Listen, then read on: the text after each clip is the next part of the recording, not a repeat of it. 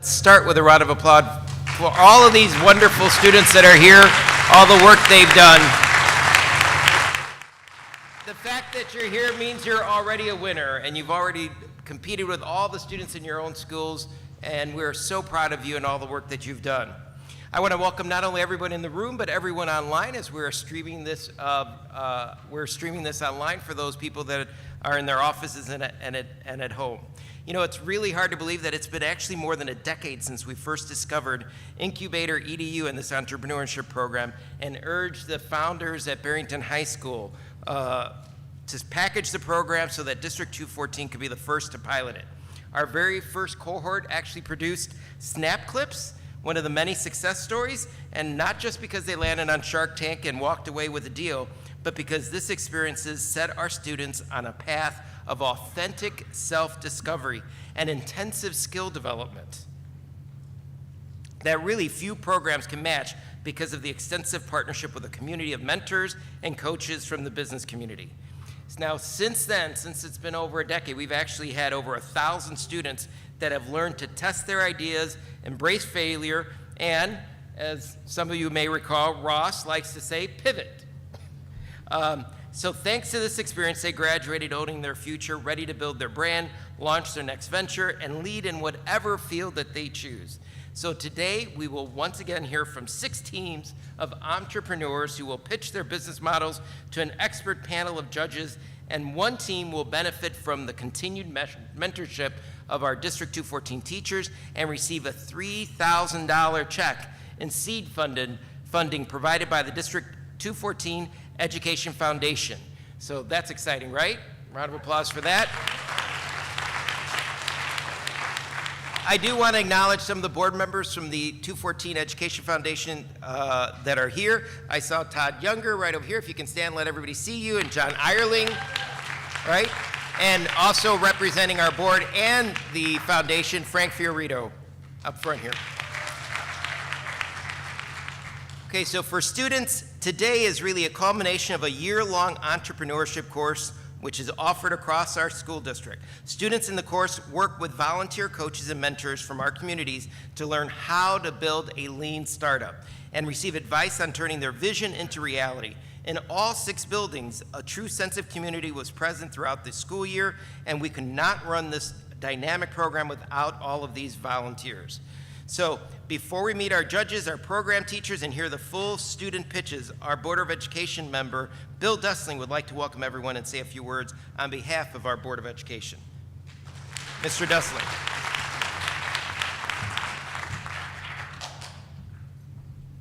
As long as I'm still vertical, I get to talk. Thank you, Dr. Lopez. Good morning, and welcome to the 2025 District 214 Startup Showcase. I'm pleased to welcome you to this annual event. It is really fantastic. District 214 is proud of the many learning opportunities that involve community mentorships and partnerships that position our students for success after graduation. There are no better examples than this event. I'm always impressed by the students and their talent and passion and ways in which they apply all that they've learned.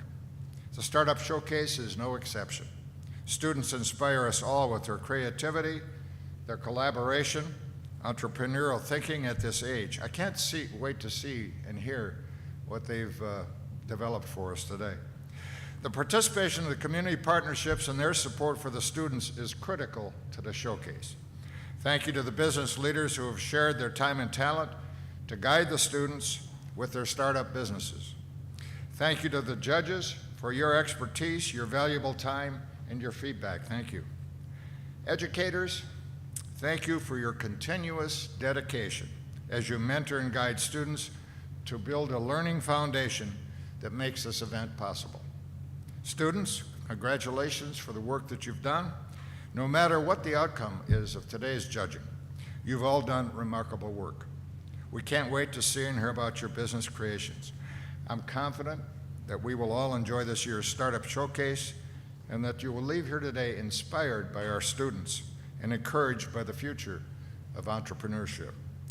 Dr. Lopez will now introduce many of the individuals who have been instrumental in preparing this event today. Dr. Lopez?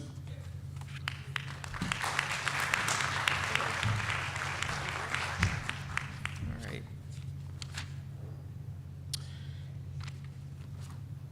All right. So at this point, I would like to invite or ask our entrepreneurship instructors and any administration from the school to please stand as I call your name. So if members of the Buffalo Grove High School administration and the entrepreneurship instructor, Karen Roberts, stand so we can all recognize you. All right, there's Karen over there. How about Elk Grove High School administration and entrepreneurship instructor, Jack Marshall? Over there. All right, Jack. John Hersey High School administration and entrepreneurship instructor, Dan Vesper. There's Dan. Pete. The Prospect High School administration and entrepreneurship instructor, Chad Freschel. All right, Chad. Rolling Meadows High School administration and entrepreneurship instructor, Michael Drenth. Mike. All right. And the Wheeling High School administration and entrepreneurship instructor, John Critic. All right, John. John was also the first teacher in the district to begin the program, so a shout out to him for over a decade now. So thank you all for working with our students this past year. We would also like to thank Mr. Dustling and recognizing our course mentors, coaches, and sponsors. So if you have been a coach, a mentor, or sponsor, if you could stand so that we can recognize you at this time. Any of our coaches and sponsors here? All right, thank you. They really do spend countless hours supporting our young entrepreneurs. So I'm very, very, very grateful to them as they really are the heart of the program, these leaders in our communities. And I also want to thank everyone who's taking time out of their workday to be here during the day for this competition. We really do appreciate it. And at this time, I'd also like to introduce now our expert panel of judges who are going to be determining today's winning team, although I've already said everybody's won, but somebody does walk away with a check.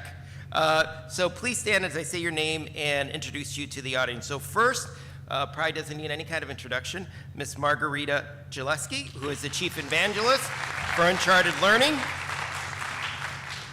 Margarita's passion lies with building partnership with schools and districts and education foundations to enable student success nationwide. She is the Chief Evangelist for Uncharted Learning and also the holder of the coolest job title ever, right? She's also worked previously for Leo Burnett Company in Chicago, and she served as a trustee for the Barrington 220 Educational Foundation and was a trustee for the Barrington Youth and Family Services. Next, I'd like to ask Charlotte Treecarton to stand with Char Charms. She is the founder. It's a company that has revolutionized hydration accessories. While pursuing her business degree at U of I in Urbana-Champaign, she conceived of the idea, a simple yet innovative water bottle attachment during her junior year in 2020. What began as a personal solution quickly evolved into a full-fledged business. So congratulations and thank you for being here. Next, I'd like to introduce Matt Urban. Matt. Matt is the founder of Koshal in downtown Arlington Heights, a business that he said he pulled up from his bootstraps and made it happen, really in the true spirit of entrepreneurship. He grew up here in the Chicago suburbs. He led a high school football team to state championship, and he played through college in Augustana College, and he actually, during college, earned an internship with the U.S. Olympic Committee in Southern California. That had to be fun. We are very proud of Matt. He married a fellow Buffalo Grove High School alum and spent 15 years in California raising his family. We are very proud of him, and thank you for being with us and joining us. And last but not least, we'd like to introduce David Hassan, a partner at Donation Exchange Chicago. David's a tech entrepreneur with a passion for innovation and impact.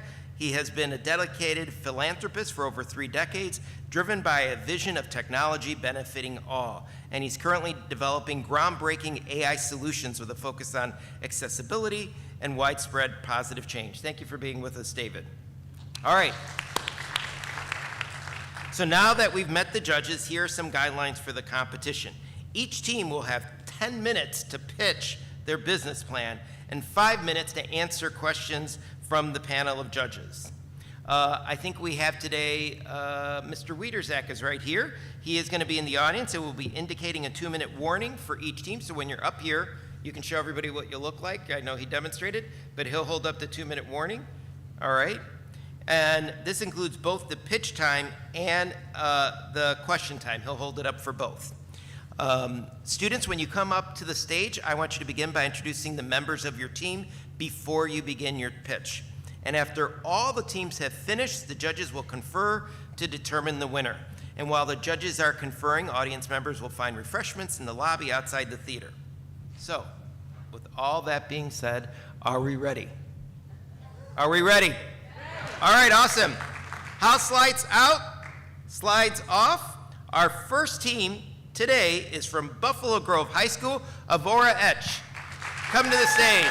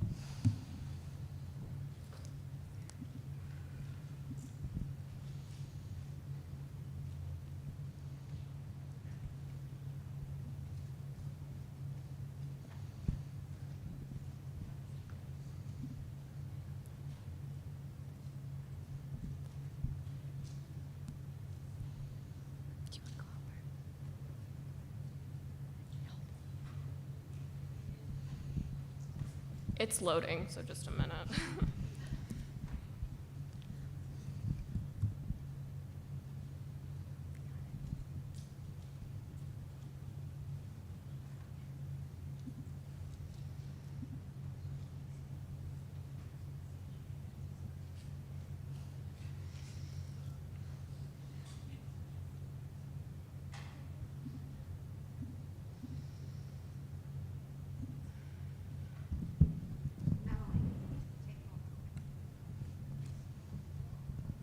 My name is Emily Katz. My name is Sophia Torres. And I'm Peter Voloshin.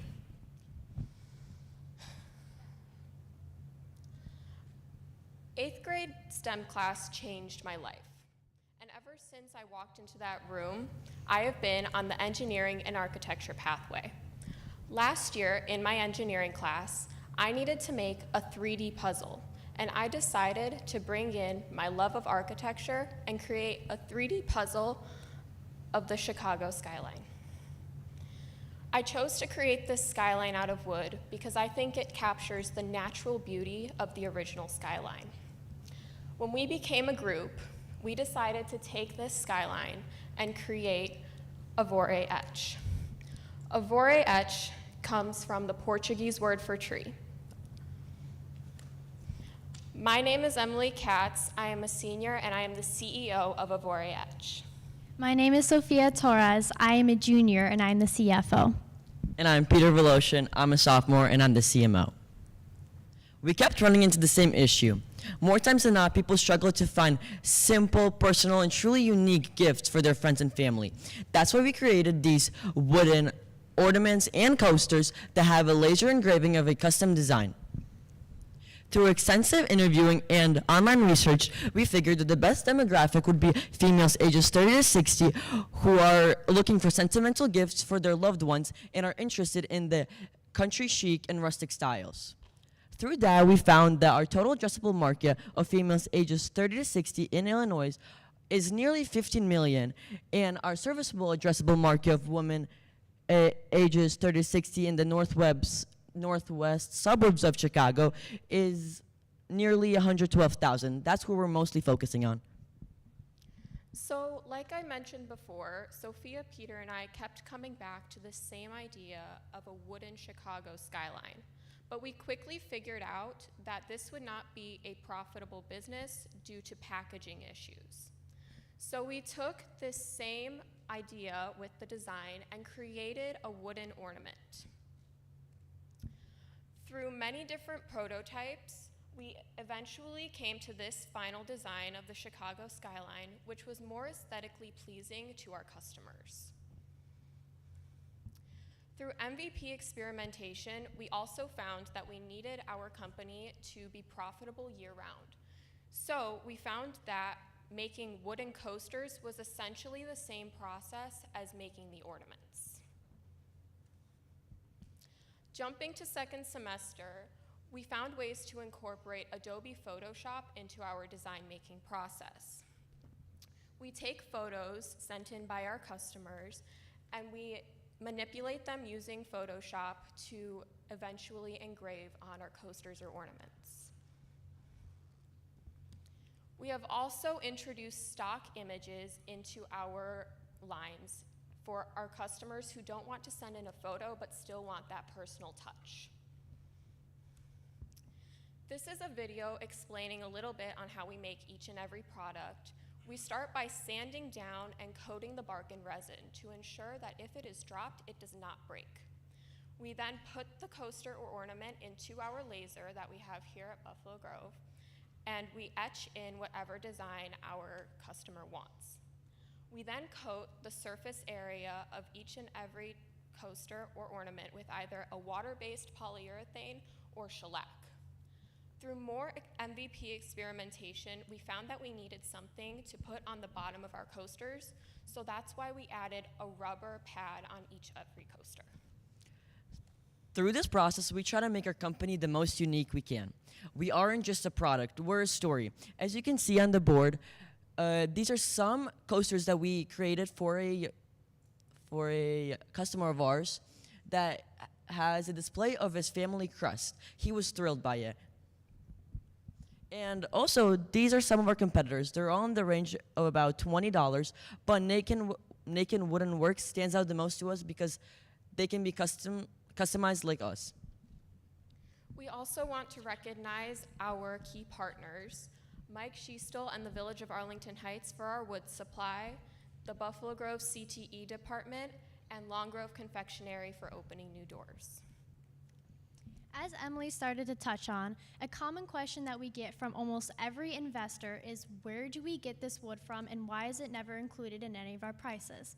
We currently get our wood from free from one of our key partners, Mike Schiesel, from his property in Door County. We also have connections with the Arlington Heights Forestry Department in order to get a supply in the future. On the right here, you'll see some projected numbers that we hope to see in the future in order to push out our marketing even further. For our COGS, it is relatively cheap to make each unit. However, there are some differentiating factors between what goes into the price of our coasters and our ornaments. Our ornaments are more expensive because of the way we package them. We sell our ornaments in packs of 1, and they come in a mesh string bag with crinkle paper, which eats up most of that cost. Our coasters, on the other hand, are sold in groups of 4, and they come with a simple ribbon and a bow on the top. Through this, we were able to conclude our prices. Like I said, we sell our products, our coasters, in packs of 4 for $25. We currently only sell our ornaments in packs of 1, as it is spring, and we do not anticipate that our customers will be wanting to buy those in high quantities. These are just some of the examples of things that we have created for our customers, very similar to the ones in front of you, which are yours to keep. As you can see, we have very many different kinds. We have stock images, personal photos, and we have dogs. We have a lot of dog lovers. Something that was very interesting for our group to learn was the idea of bulk buying and bracket pricing. This is something that none of us were really familiar with, so we were very excited to be able to have this learning opportunity with the customer. This allows us to push out our product in high quantities and allow for the possible consumer to sell our product in their stores while still at a profitable rate for them. This is something that we are very excited about and very excited to share with you, because through this process, Avori Etch was able to get into 2 stores, one being Long Grove Confectionery and the other one Long Grove Coffee Company. In the center, you will see the products that we did just deliver yesterday to these 2 establishments. So in the upcoming weeks, you will be able to purchase our products in these stores. This allowed us to get our revenue in the first 2 months of around $660. This was from around the 95 units that we sold. By the end of year 1, we project to be around $6,500, which will hopefully increase in the later months as we expect that our sales of ornaments will go up. To reach that goal, we market on social media platforms such as Facebook, Instagram, and TikTok. We also try to hang up this poster across our whole school, but quickly realized that that's not the best way to reach our demographic. Another way that Avori Etch likes to push out our marketing is through our personal website. Our website gives you a little bit insight of who we are, what we do, and exhibits real comments that we have gotten from our customers. This is another way that you can purchase our products. While you can't get it directly from our site, it does take you to an external link to our Google form where you can make an order. Looking into the future, we would like to expand our company both product-wise and business-wise. Product-wise, we would like to expand into building recipe and charcuterie boards. If you look on the screen, you'll see that we have attempted to in the past, but through MVP experimentation, we found that the wood kept cracking. We also want to expand our stock designs and bring in more seasonal lines for Mother's Day and Valentine's Day. As a company who is very eager to achieve these future goals, we have an ask of you. Avori Etch is asking for $8,500 in order to purchase our very own laser engraver. We need this machine to be able to continue producing high-quality products for our customers all 12 months out of the year. As Peter said, we are a story, but that story does not come just from us. We need your help to continue bringing our customers' stories to life. Thank you. Do you have any questions?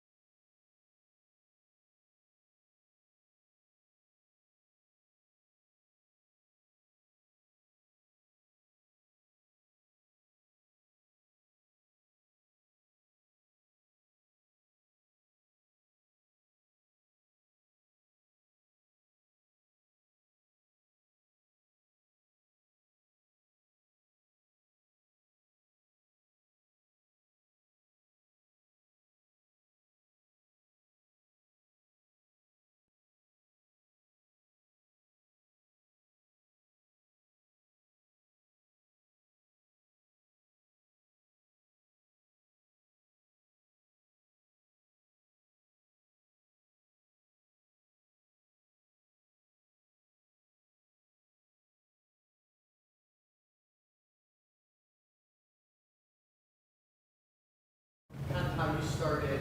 How did you guys all form together? Were you guys friends before this? Did you guys all in the same classes? How did you guys come together as a team? So we were just in Mrs. Roberts' class, and we all sat at the same table. That's pretty much how it all happened. And then we decided that this was the idea to go with. I think the microphone. But yeah, why don't you guys go up here in front that way they can see you. There you go. There you go.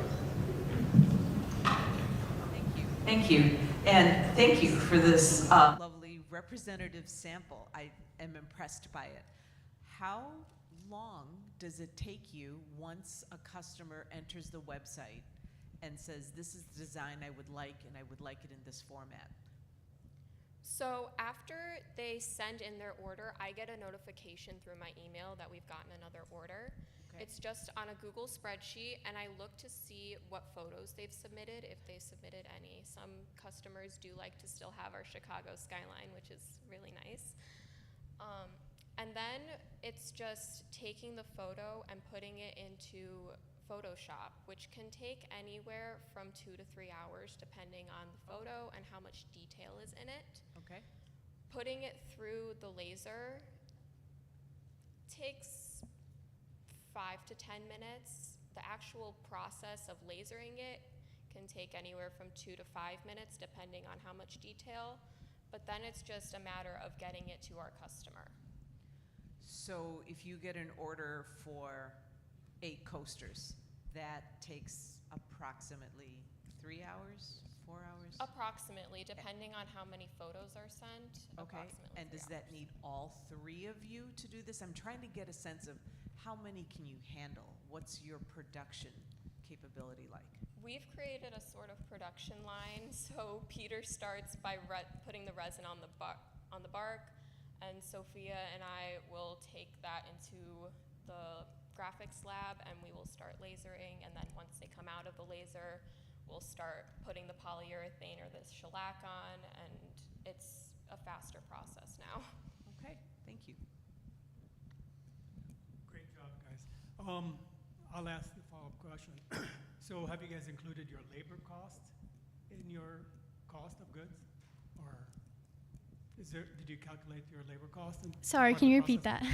The labor cost, so like the time you guys take to produce each unit. Yeah, we've talked about that. That was something that we kind of had earlier in our thing, but I think as we just started rolling, it wasn't something that we really had time to sit down and discuss, and we just really wanted to keep producing products quickly so that we could get them to our customers. So that is something that we are going to look further into the future, but it's currently not included in any of our cost. Okay. And then you introduced your product to the Long Grove store? Yeah, When Long was Grove that? Confectionery and Long Grove Coffee Cup are two kind of like bake shops and coffee shops. We made both ornaments and coasters for them of their logos, and they will be selling them in their shop, so anyone can buy those. Okay, so they just introduced it then. Yes. And then the last question is, you're asking for 8,000, so you're evaluating the company at $85,000, I'm assuming? Yes, we are asking for around $8,500 in order to purchase the laser. We do have one here at the school, but there will be restricted access to that over the summer. So we were just looking to put money towards that so that way we can operate all 12 months out of the year. Sure. But so you're evaluating the company now at $85,000. You're giving us we're getting 10%. 10%. Right? So the company's worth $85,000? At this current moment, yes. Okay. Based on how many sales we've gotten and how we project to go in the future. Like I said in the slide, we hope to get around 7,000 by the end of the year, but we hope that this new equipment and machinery will help us produce those products higher and increase our revenue by the end of the year. Okay. Great. Thank you. Let's do a round of applause. Great idea, great product. Thank you so much. All right, everyone. That was Buffalo Grove High School. I know that I'm a dog lover, and I'm going to be sending my picture over to try to get our dog on some coasters for Christmas, which I'm excited about. Prospect High School, if you can start making your way up to the stage, I am very glad to be introducing and welcoming Shimmer Shield. Let's give them a round of applause as they make their way up front here and connect.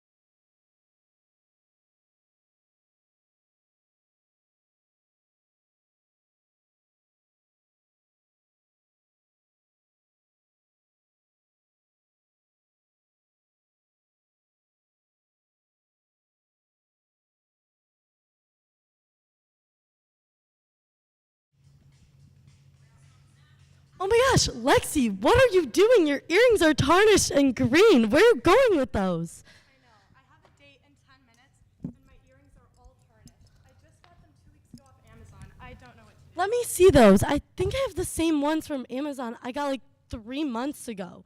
Oh my gosh, yeah, they look completely fine though. Mine, here, I have some new ones. Let me just spray them with Shimmer Shield really quick.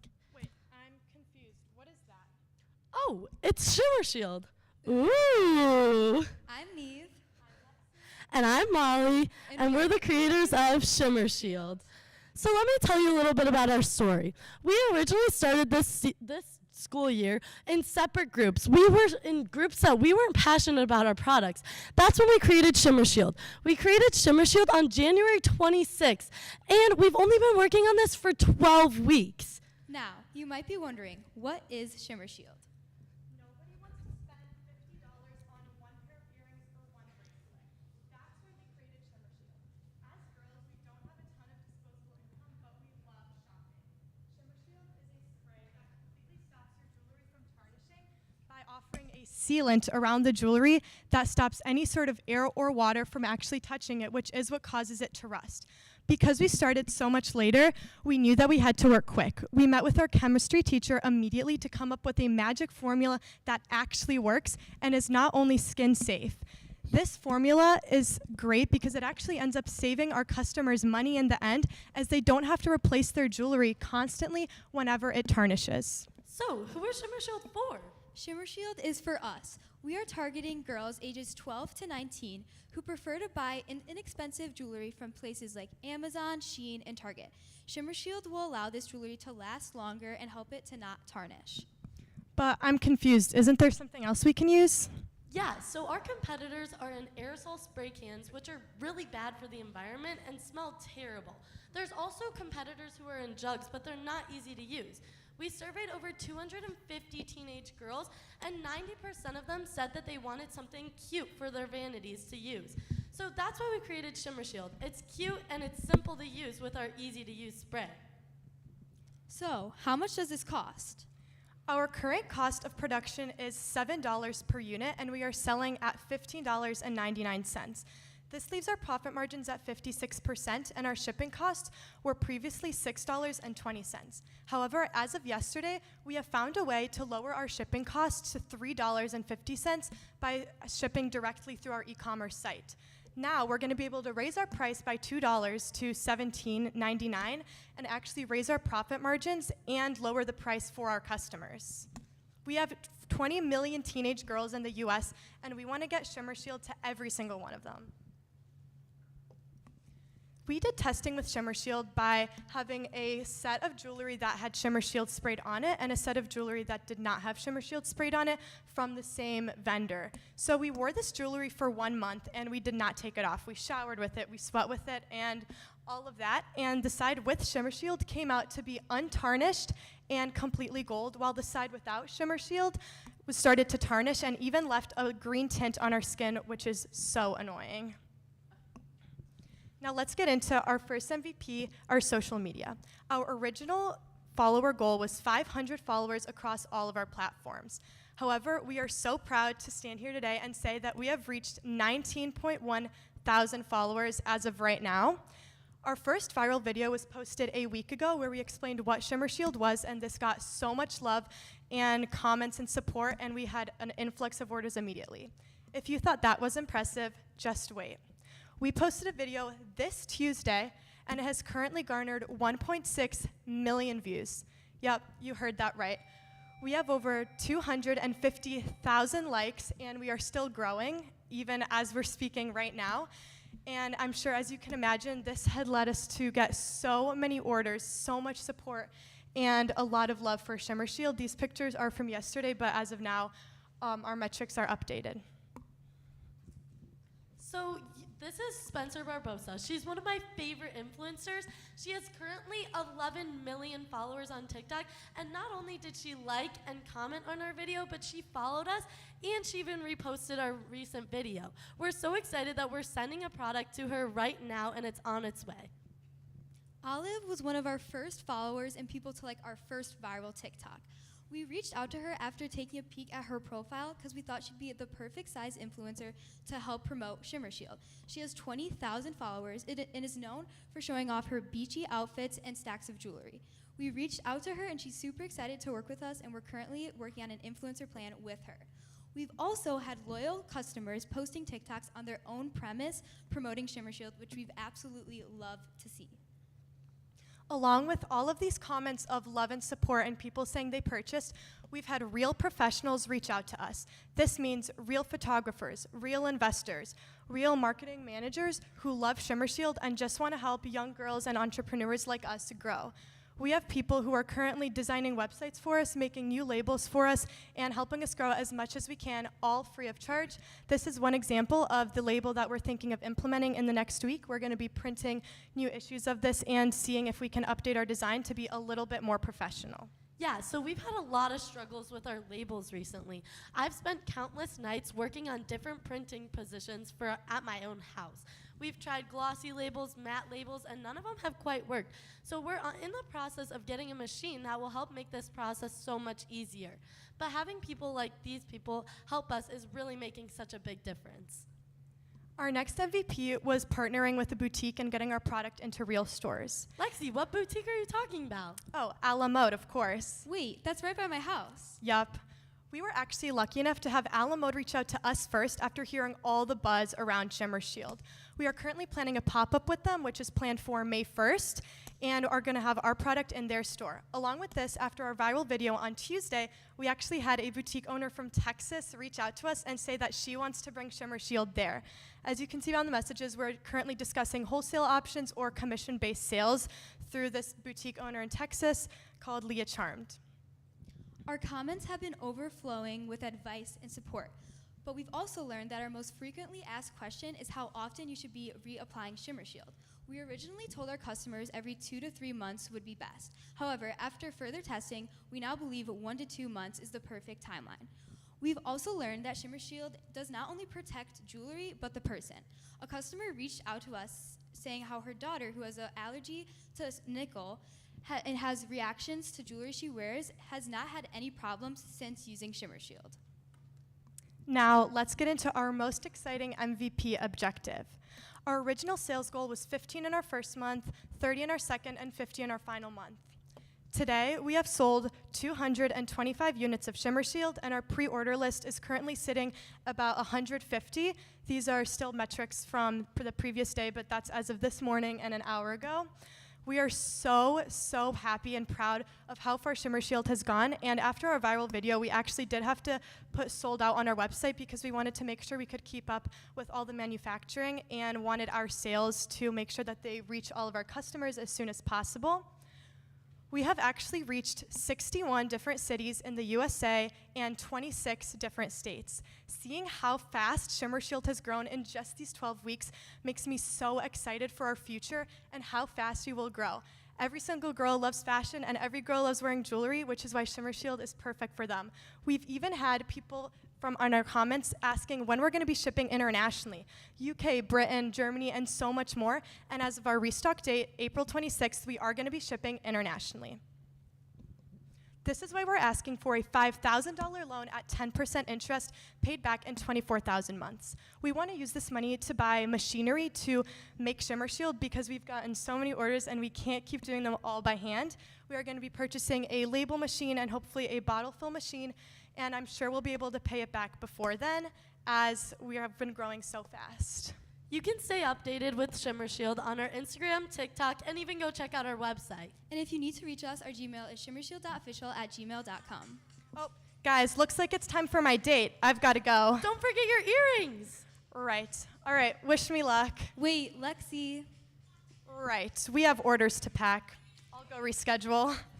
When the district created this program, they wanted to make something to help students understand what it's like to be an entrepreneur. We have spent countless nights and sacrificed so much time to sell our Shimmer Shield and make sure our customers have the best experience. We believe we are the people you had in mind for this program. So join our journey and shine brighter with Shimmer Shield. All right, Lee. Why don't you guys guys come up front here? We're going to do our Q&A section for the next 5 minutes. Great job. Thank you. There you go. All right, judges. Wonderful job, girls. So fun. I actually feel like I need this. Okay, I have a couple questions. The first question is, tell me a little bit about like what it actually is made out of. How did you find the ingredients? Where are you sourcing them? What's the long-term plan for the actual product itself? So we worked with our chem teachers at Prospect because we're not like professionals on the chemistry side because we're just teenage girls. So we made sure that our chem teachers could help us find a safe solution for skin. And we actually worked with an IP lawyer to work on the process of, we're actually using a trade secret instead of a patent. A lot of our comments has said we should get a patent, but we think that trade secret is perfect for us because it fits our business right. And adding on to that, our original idea came from, we've seen lots of girls putting nail polish on their jewelry as kind of a substitute, but it's messy, it's inconvenient, it smells bad, which is kind of where the inspiration came from this. And although we're not going to be revealing our exact ingredients, it does have to do with kind of glue bases and stuff that basically hardens around the jewelry and doesn't let water or air seep through and touch it. So that means you have to spray the whole thing in like a full coat. And then make sure that it's fully covered. So this is a spray bottle. So when you spray it, is that the right technique for applying it? Yes. We spray on both sides and then dry evenly. And we recommend that if you're going to be going into like ocean water with salt, to do 2 coats. Okay, awesome. And then the last question on that is, how do I know if I need it? Like, let's say I buy jewelry and it hasn't tarnished yet. Is this kind of just like a put it on everything situation? Should I put it on real gold? How does a customer know? So we recommend using it for like inexpensive jewelry. So like in our experience, like I get packs of jewelry off of Amazon, and I've just found that they've tarnished, the color disappears on its own. So we've believed that like you can just put it on your new jewelry to prevent tarnishing. We think it's best for inexpensive jewelry because real gold doesn't really need it doesn't really tarnish. Yes. There's like specific things that we have listed on a sheet. It's basically like certain types of metals that we found with our chem teacher. The real gold stuff doesn't actually like necessarily tarnish, so it's more of the inexpensive, cheap types of jewelry that are the right ones to spray it on. Thank you. Thank you. Any other judges have questions? Just a comment. I love the way you kept learning throughout your entire MVP of what did go right and propel you forward and what was something you needed to address. So my just words as you go forward, because you are going to go forward in some manner, continue to do that. Even though your business does get launched, don't stop listening to the voices from customers who wish for something plus minus what have you. Keep up that great habit. Thank Good you. job. Thank you. I'll ask one more, same question. Did you guys figure out your labor cost for building this? So we're actually still going to be working through that with our financial advisor. And as of currently, Shimmer Shield is something that we love doing, and it's something that we look forward to doing. So we haven't really looked into the labor costs exactly, but going forward, because of all of the orders and influx we have, we are going to be going over that with our financial advisor. Yeah, excellent. I mean, very impressive from cover to cover. I was writing down questions, but then later in the presentation they were answered, so I just would scratch it out. So I have a 14-year-old daughter who loves these gold earrings on Amazon, so I'll be a hero bringing this home tonight, so thank you. What year are you guys? And then I think maybe it was answered, but where are you making the product currently right now? In the chem lab at school, at your house, and... So I'm a senior. I'm also a senior. And I'm a junior. And we make these products basically in the space we have. We have been going to each other's houses and basically just filling. We've been staying up all night making orders, and it's fun for us. We like doing it, and moving forward, we definitely do want to look into a space specifically for this, maybe like a smaller warehouse, something along those lines. And for you seniors, what's next? Are you... No, so we definitely want to continue Shimmer Shield, especially when we were talking about our boutique. We're planning on starting to sell in the summer, so we'll obviously be working on it in the summer, and we do plan on continuing while we're in college. I am staying in state for college as well, and I will be coming home basically every weekend to help Molly manage the orders as we continue to grow. We really believe in Shimmer Shield, and we know it's going to go far, and we are willing to put in that work. Great job. Thank you. Great job. All right, great job, Shimmer Shield. Oh, and I gotta get my notes.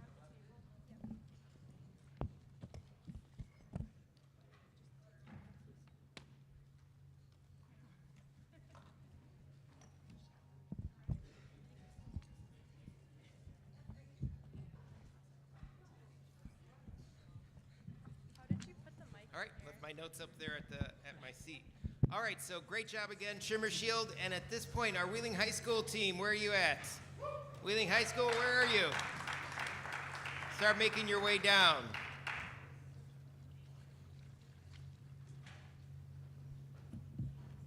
Oh, right there. All right, so let's welcome to the stage Active Future. Wheeling High School, thank you. Round of applause to them.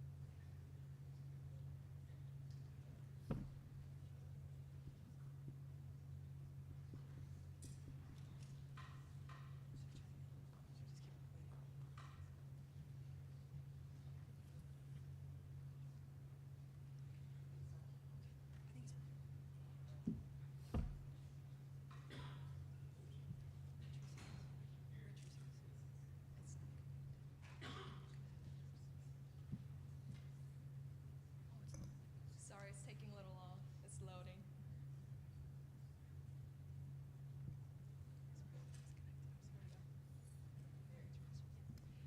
So, good afternoon, everyone. My name is Malika. I'm Insa. My name is Yamiles Venegas. My name is Suli Daphnis. And my name is Ashley Giles. Hi, my name is Insa, and I came to the United States about 3 years ago, all by myself. I didn't know any English, nor any of the American school system. So when I first stepped into the school as a freshman, I did not know what kind of classes were there, sports, clubs, people. I had absolutely no idea how it was gonna work. It took me about 2 years to settle down in school. I had to ask everybody around me about everything that I wanted to know. I had to book so many appointments with my counselor. It took me days and days to get to know that one specific information that I want to know. Now, when I think back about it, I wish I had one more extra help that I could easily access to. And I asked my friends around me, have you guys ever been into a similar situation as me? Generally struggling, don't know what kind of steps to take in school journey. And all the answers I got from them was, duh, yeah, who doesn't?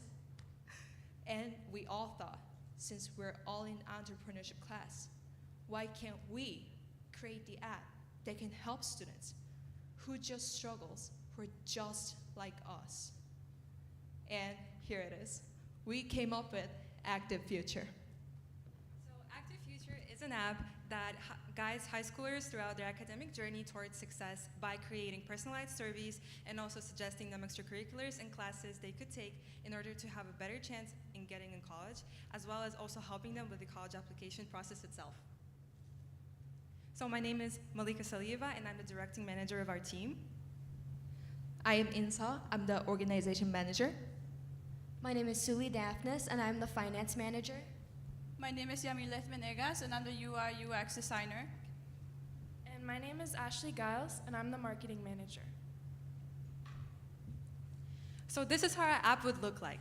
When you download the app, you can see that you can get started with putting in your email address and password. That way you sign in.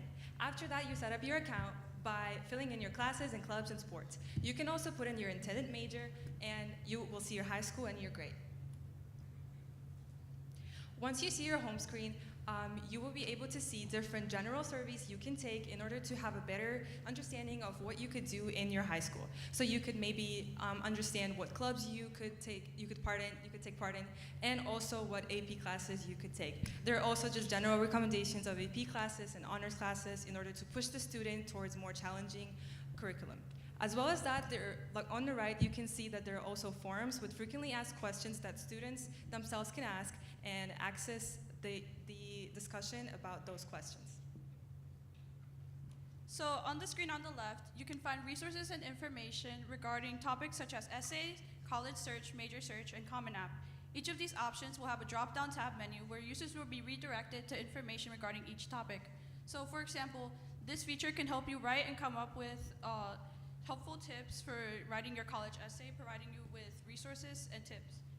So on the screen on the middle, it displays our annual price, which could range from anywhere from $50,000 to $80,000. It depends on the student body size and of each district. And our plan provides helpful features that are not available on the free version of the app, such as the Active Future AI, which provides the user with fast answers to college and school-related questions. We also provide surveys that are not available on the free version of the app. So the difference between these surveys and the free surveys is these surveys are more personalized and specific to the user. Another one of our features is students can ask college advisors questions, which can be beneficial to the college preparation process.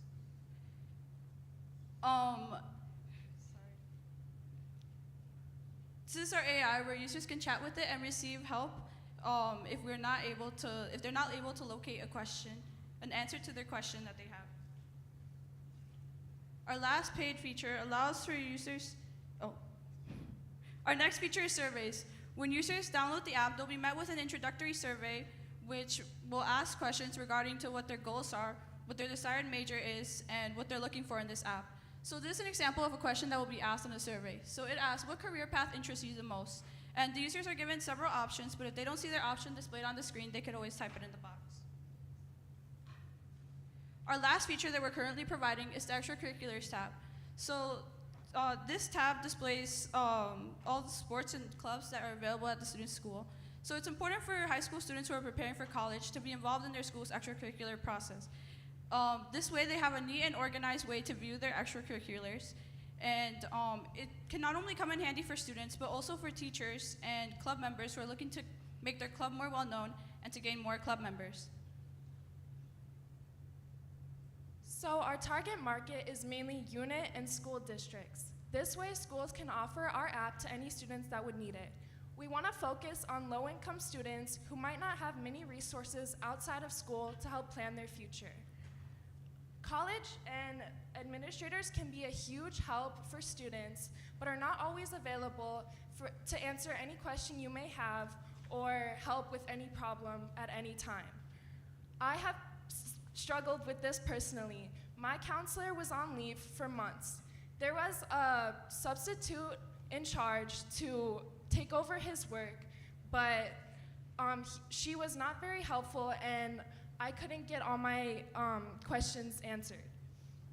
Our app is available 24/7 and will help with any question you might need. Our app is marketed towards schools so they can offer Active Future as another resource. At first, our target market was students having them pay a subscription fee on their own to use the app.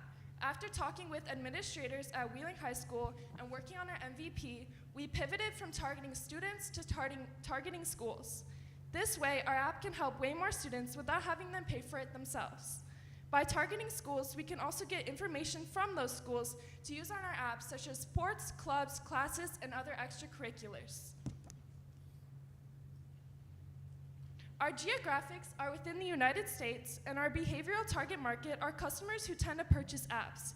Our target market psychographics are schools who care about students' academic performance and want them to be prepared for what comes next. So for our competitive analysis, we pinpointed 4 businesses that will be our competitors.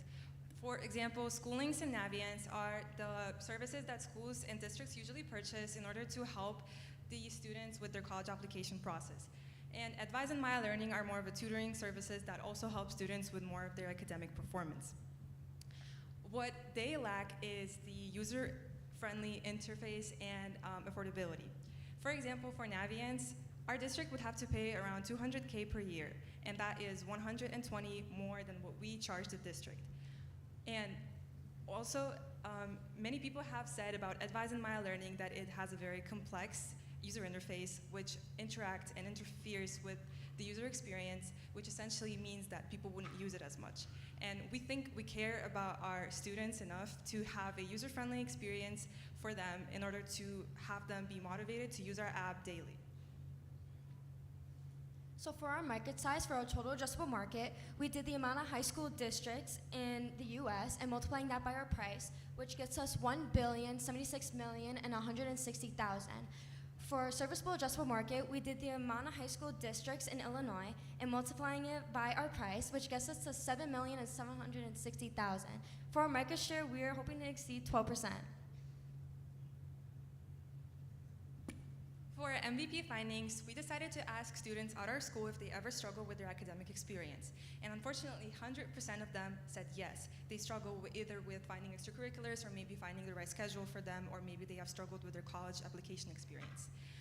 We have also asked them if they like the AI feature that we have, which creates more of personalized surveys for them. And they did say 87% said that they do like the AI feature and that they think it is helpful and is probably the main feature of the app. But then 12% said that they also could use the app just as a guidance for the extracurriculars and classes without the necessarily AI feature. So for our financial projections, in order to create Active Future, it'll cost $45,000 to $70,000. For a medium complexity app price, it would be 50 grand. For a US app developer, it'll be 100,000 per year. And then to hire a college admission advisor, it'll be 70 grand per year. So for the first 6 months, we are hoping to revolve around District D214 to start, which will give us 80 grand. And then for our first year, we are hoping to exceed more towards 2 other districts and 1 unit district, which will get us 370,000. For sources of revenue, it will be our yearly plan of 80,000, our social media advertisements, and our providing service for those in need to help for their future. We'll advertise our app through the social media, which is targeting individual, and also email marketing, which is targeting the districts. Also, we'll do word of mouth, which is the most impactful way to target. Also, we're looking for 50 grand to 80 grand subscription, which is based on the district size. We're looking for 50 grand for the app development, 3,000 for the insurance, 2,000 for the technology, and 1,500 for marketing. So we are seeking $150,000 for 20% equity. And we want to help those in need for the future, and we want to make future updates to help grow our app and to help develop it better. So, are you ready for your future? Then invest in Active Future.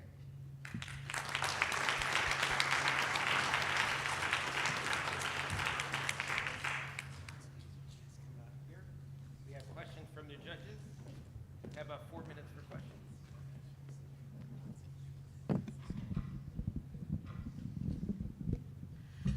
First of all, congratulations on identifying a problem that does need to get tackled. And I've got to say, you've got a really interesting solution that has got a lot of moving parts So let's get right into it.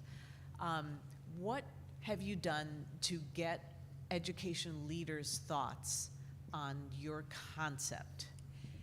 So like we said, at first we kind of thought just to target the students, but when we presented to our class, our teacher and then his superintendent helped us to figure out what our actual target market would be and how it would be more helpful in order to not charge the students but the district itself, so all of the students would be exposed to it. We talked and then we figured out that there are a lot of students coming into the school. Most of them are first generation and immigrants, and they would probably not have the opportunity to pay for the app. And that's when they told us that the district does pay for a lot of services for those students to get help. And that's how we figured out that our target market would be school districts and unit districts instead of the students themselves. Okay. So what I loved about what you just explained is you, through the experimental phase, figured out the difference between your user and your buyer, and that they are two different groups of people. Something as you could consider as you go through this journey is think about less about the app and more about what is going to be needed to solve that problem of confusion and not knowing which direction to go. The app may be the way to deliver it, but consider what are the humans doing in this environment? What's the software doing? And what is behind the misses? What are the gaps? And really understand different ways to solve the problem. It may eventually bring you to the app, but consider what you're tackling first, because that may be a reorganization of humans or different guidance in humans, both students and the adults. But I do applaud that. I think you're trying to get to user friendliness with your app, but this is complex. There's a lot of moving parts there, so really focus on what do people need to solve their problem. Great job, guys. Great idea. The only question, I'm glad you mentioned that you need to sell it to the schools. Who would sell it to the schools? Who would on the team be selling it to the schools? Can you repeat the question? So you can't sell it to the end users, right? You have to sell it to the schools directly. So it's the administration of the schools. Who would be selling it to them? Your team? Yes. Okay. So you'll have somebody dedicated to start selling it to the schools directly. Yes, so we thought that we would market it by email marketing, and then we would reach out to schools and then propose to them the app and then tell them what the price would be, because the price depends on the size of the student body, and then that's how we would determine if they would buy the app or not, and then we would be selling them the app yearly. Directly. Okay. Great. Thank you. Yes. Can you? Okay. Super impressive. I think what they said were some great things. I think there's a lot up there. First of all, you guys did fantastic, and it is an issue, right? It's I just moved back here 4 years ago, and just with kids in schools, trying to figure out what they can get involved in is not as easy as it may seem. Unless you're on the PTA emails or the school emails, all of a sudden maybe you can get some information there. So I love what you're doing. One quick question, because I know we got to go, but you said you're spending big investment, lots of money, stuff like that, but only $1,500 going towards marketing. How would you spend that $1,500? So because we are hoping to take over the marketing ourselves, we don't think that we need to spend that much money on the marketing, because we are mostly focusing on the creation of the app, as it is very expensive. We are hoping to mostly get the marketing done by the email marketing and word of mouth, because it does seem to be the most effective way to market business-to-business products. And we're also hoping to get social media started and hopefully spend money on that mainly. So. And then last question really quick is who on the team is going to be going out to each school and getting the list of extracurricular activities, the times, the locations, everything involved? So we're hoping once we connect with the schools and we know that they're going to buy it, the schools would cooperate with us and put in the information and update it in the app, because the problem that a lot of schools are facing is that in their websites they have outdated information about the clubs or just classes that a student can take, and we're hoping to tackle that problem and be able to provide an up-to-date list in our app. So we're hoping to cooperate with the districts and for them to put in the information of, what clubs they have and what classes they have, and hopefully to serve them as a reminder to update it and help them to do that as well. Thank you. Thank you, ladies. Thank you. All right, awesome. Here we go. Thank you so much.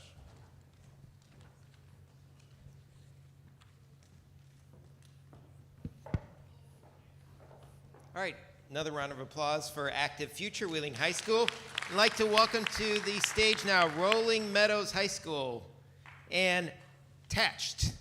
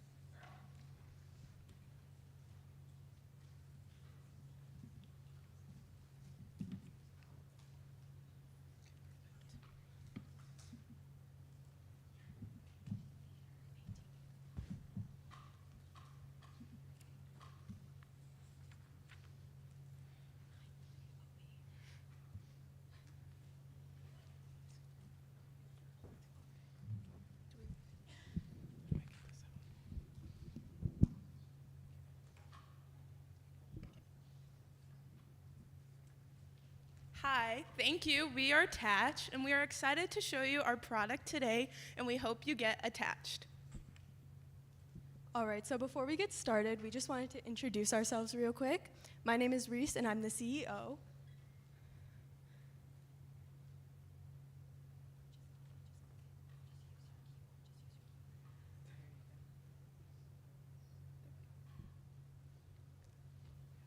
I'm Gabby. I'm the Director of Operations. My name's Kate. I'm the CFO. And I'm Preston, and I am the CIO. So, how many of you wear necklaces, bracelets, or chains? Yeah, majority. And think about how many people worldwide wear them on a daily basis. The struggle of putting on a jewelry piece can be very hard. So, I personally had this struggle last year at homecoming when I was trying to wear my favorite necklace. And I had my nails done, and it was very hard for me to put on my necklace. I asked my mom to do it for me, but unfortunately my mom has motor impairment issues, and she couldn't do it for me either. So we thought, what if we come up with a solution to this problem? So we came up with Attached, a magnetic clasp alternative that's a perfect solution for you. So, who needs Attached? Well, Attached is our gender-neutral chain addition, and we found that people who have joint issues, sweaty hands, especially now that it's summertime, bigger hands, and overwhelmingly people with acrylic nails or long nails could really use a solution to these tiny clasps. Even now, we were walking down the halls, and we had an older lady say that her arthritis was really bad, and that something like this could help her a lot. In November 1st through 11th, we interviewed 100 different people, and we asked them questions on our problem, and we just tried to get a grip on how many people experienced the same problem as us. And as you can see, 100% of people agreed that their hands or their nails got in the way while using these tiny clasps, and 100% of people agreed that a new clasp would be good. At the end of our surveys, we also asked an open-ended question, and we asked people what they would like to see. And everyone said something magnetic, something secure, and something easy to use. So we took that into consideration while designing our product. All right, for our market sizing, we estimate that 35 million people buy a necklace every year. So we multiplied that by our cost of $8.99, and we got $314,650,000. For the service addressable market, we took that number and we multiplied it by the 20% of the market share we're trying to reach, which gave us $62,009,030. And then finally, for the service addressable market, for the service attainable market, we found our market share of 0.00170, and we got that number from our pre-orders and from surveys we took both online and in person. We divided our market share by 100, and then the number that we got is per month, so we multiplied 5,380 times 12 to get a year worth of sales, and that would be $64,566. So for our first competitor, ZP Solutions, they offer an affordable price and security, but lack in hypoallergenic product requirements and a poor design. The second is MKCYD. They offer a stainless steel material and low cost. Their weaknesses are a weak magnet and they're not secure enough.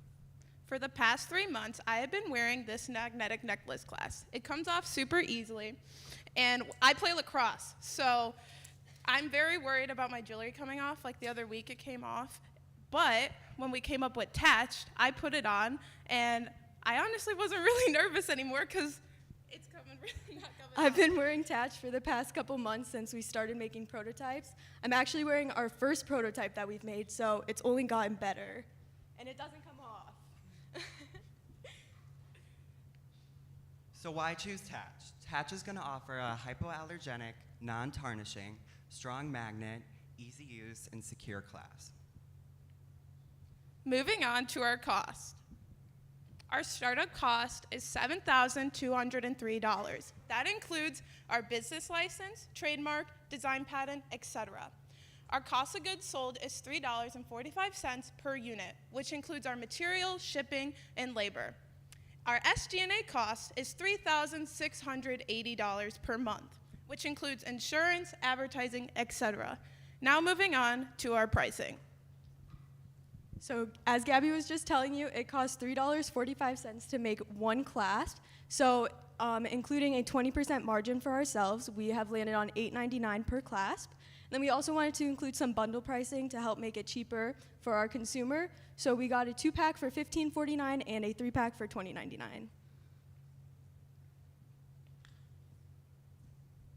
So for our break-even point, we took our SG&A and divided it by our solo price minus our COGS. We estimate to make 664 class per 1 month.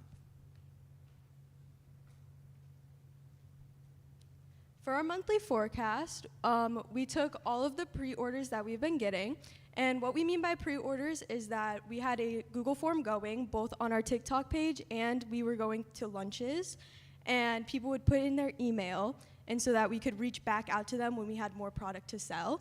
So we had 137 pre-orders off TikTok, 58 pre-orders from people at our school, that was staff and students, and that gave us a total of 195 pre-orders, and then we multiplied that by our cost of $8.99 to get us $1,753 every 2 weeks, or $3,506 per month. We also plan on working with Lee Obsession Boutique in Arlington Heights, Illinois, to do pop-ups and potentially sell our product in stores. And we also plan on doing a kiosk at Woodfield Mall, which would get us to a total of $5,574. Now moving on to our channels. We are going to walk you through our distribution and communication channels. Starting with our distribution channel, we are going to be business to consumer through selling on our website, Amazon, kiosk, and on Etsy. We will make our product ourselves at our workshop in my basement with the help of my stepdad. When our sales exceed the amount we can make ourselves, we will be using UV Overseas Jewelry Manufacturer. Now, going into our communication, starting with social media marketing. For social media marketing, we use TikTok and Instagram to promote our product. We created a survey on TikTok that basically asks for pre-orders using their email, and they filled it out, and we got 167 pre-orders from TikTok. And we also have a video for the and people in the box. So, I don't know if we're good to go.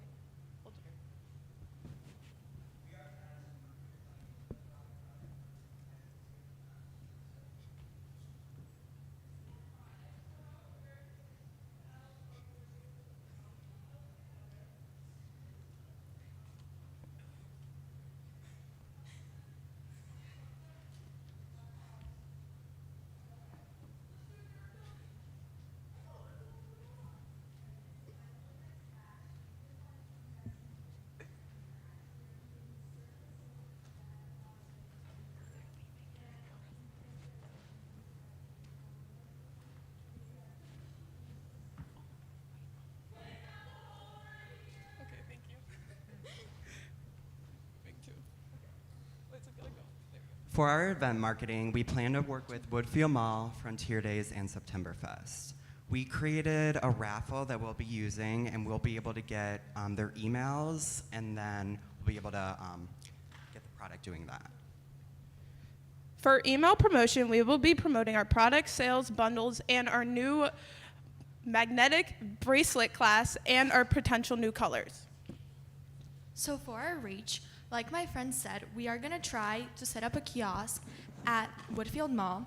We're also gonna try to partner up with Every Jewels, which is a popular jewelry company, as well as we're gonna try to launch our product on a TikTok shop.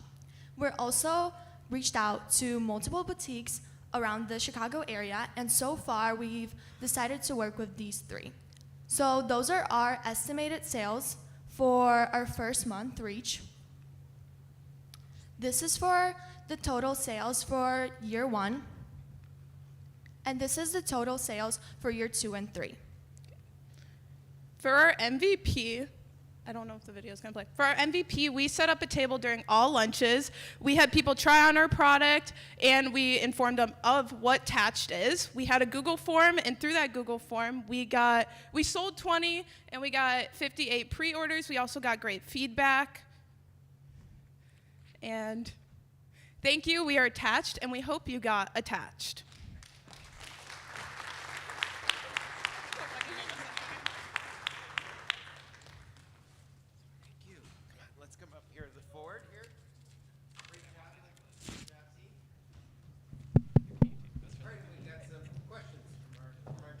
Nice job, everyone. I'm definitely going to be trying this on my necklaces. Question for you. You mentioned the bracelet ones, and I'm looking at the necklace one right now. Are the bracelet ones smaller? Are you planning? What's the next product innovation on, design-wise on this? Okay, for the bracelet, so you see it's a little bit more bulkier for the necklace. For the bracelet, we want to make it a little bit thinner around the edges. Our magnet, we're going to size it down a little bit more. Yeah, it's just a little bit smaller than the necklace one. Yes, and I think the best part about working at home is that we have the opportunity to make a bunch of different prototypes, and there's really no bad effect to it. We can just try as much as we need. Yeah, and we're also working on getting a gold and a rose gold one to increase the amount of choice for consumers who prefer to wear gold jewelry or rose gold jewelry. And you mentioned that you have 137 pre-orders from TikTok, which is super impressive. When are those going to be filled? What's the process on that? So they're very informal pre-orders, and everybody on our page unfortunately does know that. But as we're saying, we are working out of a basement right now. So it's really just an interest pre-order form. So we did say that we would give them an email back. So that email could look one of 2 ways. One way saying that it won't be filled, and another saying that we're selling now and to come see our website. Got it. Thank you. Great job. First of all, love the name. Very catchy. Can you walk us through really quick the prototype timeline? Is this the final? You said you guys are still doing some prototypes in the basement. You've done a few. You came up with this one. It's stronger. Can you take us a little bit through that sequence and what the future looks like? We started in November, right? November we started, we got our original prototype, which is a little bit bigger than what you guys have on your table right now. The magnets were a little bit thicker, and so the new prototype is a little bit thinner around the edges. It's not as bulky on your necklace, and it doesn't bother you in the back. One of our first feedback was oh, it's a little bulkier than what we wanted, and it bothered, it weighed down a little bit too much. So we took that feedback and we changed it to what it is. Again, I think the best part about working from home is that we're always we're consistently trying to make new prototypes, whether or not it's redoing with things that we already have or buying new magnets, new clasp, whatever it may be. We're always making new ones. And then are you testing those in the market, or at what point do you pick one and you run with it is one question. And then I guess the second one is, you mentioned at a certain amount you're going to get out of the basement and go work with that manufacturer. And do you have a number that you're looking to reach once you hit that goal, and do you know what that goal is to get out of the basement? I mean, obviously, if we could keep making them ourselves, it's something that we really have enjoyed doing over these past couple months. So if there's an opportunity to keep doing it ourselves and to keep enjoying making something on our own. Obviously, we'd like to stay doing it. So I think that's why we haven't really considered like a goal number to get out of it, because we don't really see it as something we want to leave. And then that manufacturer you guys have worked with already, or you, I think, researched, you said? So we talked to them? reached out to them. We're not necessarily working Okay. with them yet, but Have you looked at the pricing going with them, and were you able to get it down from the $345 per unit by going with them? Just to foreshadowing. no, we weren't. The 345 was like our final cost. Cool. Awesome job, guys. All right, thank you. One more question, yeah. A great idea. I love the idea. Have you put a patent on it? Or are you going to get in a patent? What? A patent? Yes, we are going to. As we like grow bigger, we obviously want to make sure that our business is secure. So yes, there's a plan on that. Yeah, in our startup costs, we had a design patent as well as trademarks and security in there, just like all things that we have considered. It's a very unique idea, and you probably can make the market much bigger if you sell like a chain with the class, right? Yeah, Yes, we did mention that. Yeah, we've talked about working alongside like Kendra Scott. I don't know if anybody wears their jewelry, but we've talked about like working with them to make like a clasp that is intertwined to a necklace already. Yeah. Great. Okay. Great job. Great, thank you. Thank you. Let's hear it again for Rolling Meadows High School. Tash.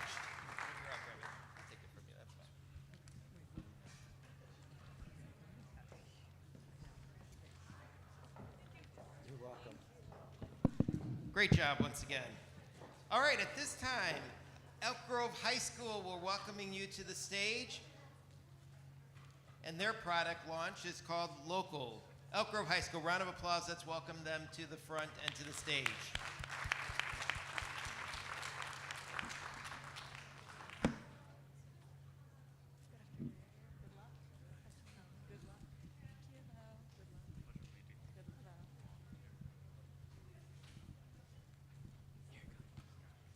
Here's one on the stand, and here's the second one.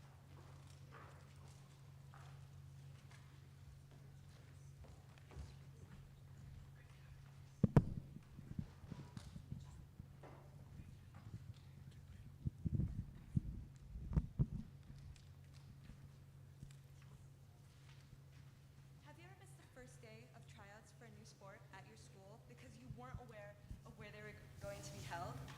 Or really wanted to join student council, but you didn't know who to reach out to? Or have you arrived at a different location for a meeting that was changed to a further date at the very last minute? With Local, you can make issues like confusion relating to event details or reaching out to event organizers disappear. Whether you're planning a club meeting, promoting a school event, and organizing an activity, Local helps you reach the right audience and keep everyone connected. By using Local, you open new opportunities to create unforgettable experiences for everyone involved and make your event the next big thing, starting today.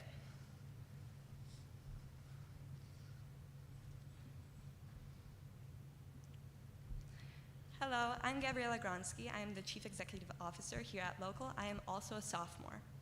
I'm Ethan Illingsworth. I'm the current Chief Technical Officer at Local, and I am also a sophomore. Hi, my name is Tenyola Inyanda. I'm the Chief Marketing Officer, and I'm a senior. I'm Alexandra Camarillo. I'm the Chief Financial Officer, and I'm a senior as well.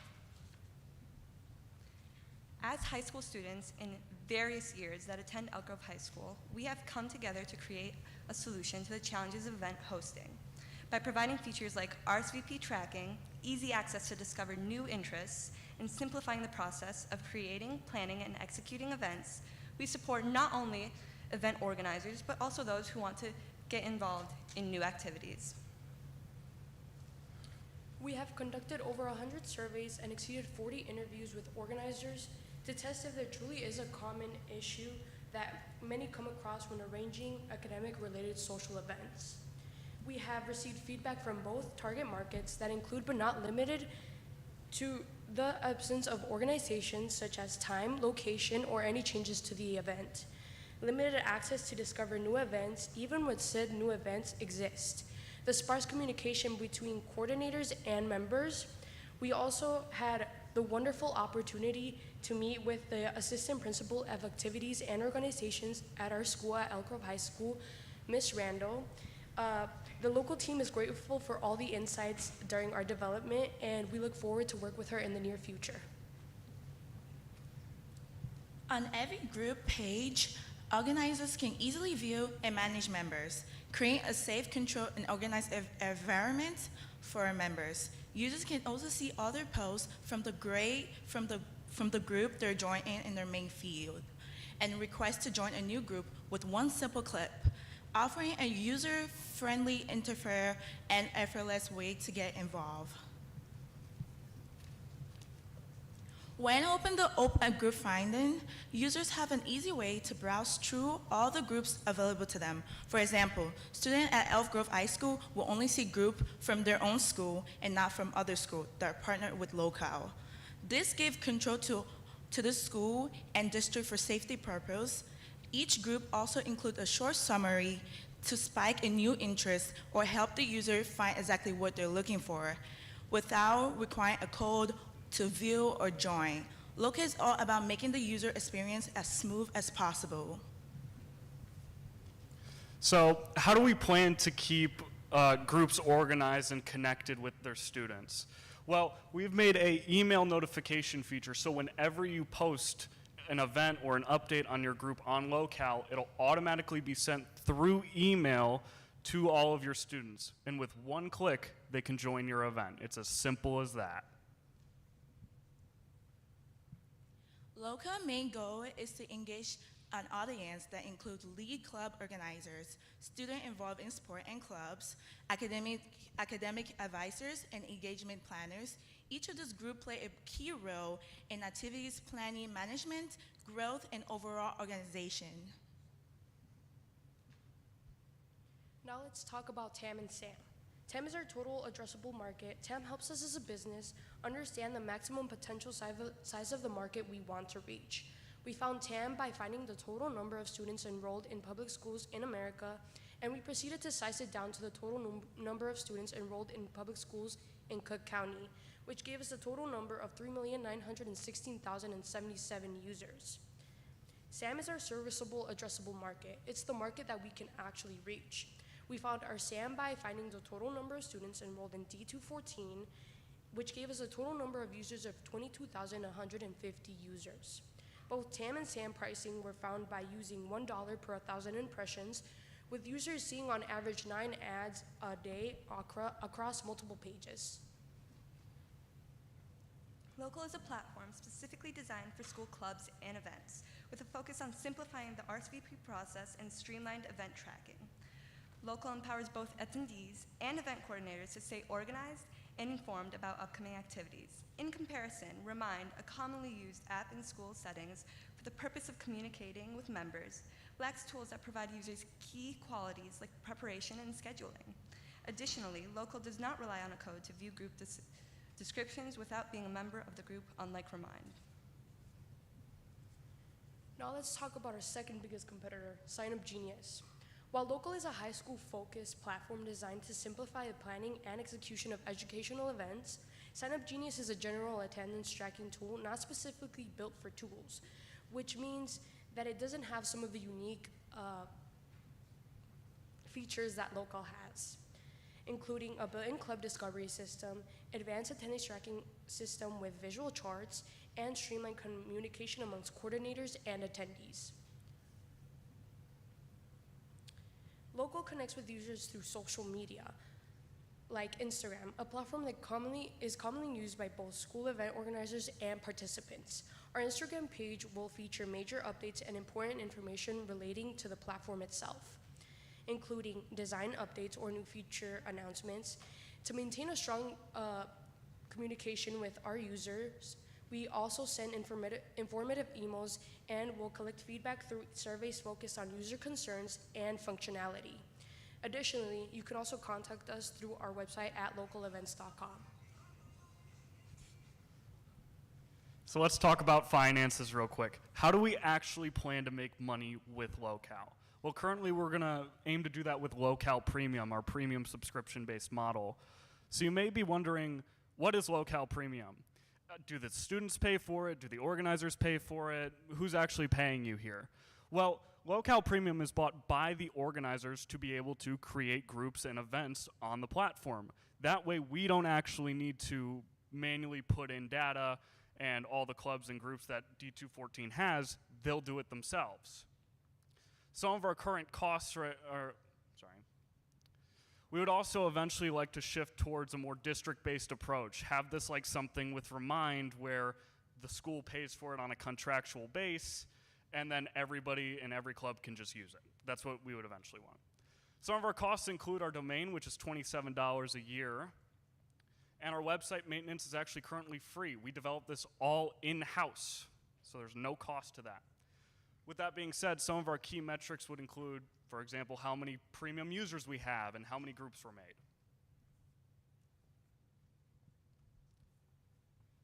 So over the past year, we've developed Locale from a starting version all the way to version 13 now. This is an actual application. You can go on your phone, localeevents.com, and view this with your email.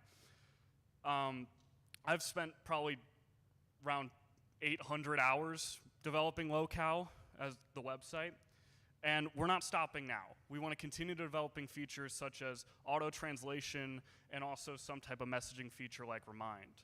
Some of the notable things we've made were the events and the updates feed, the notifications, group management, the user authentication, and user experience and user interface.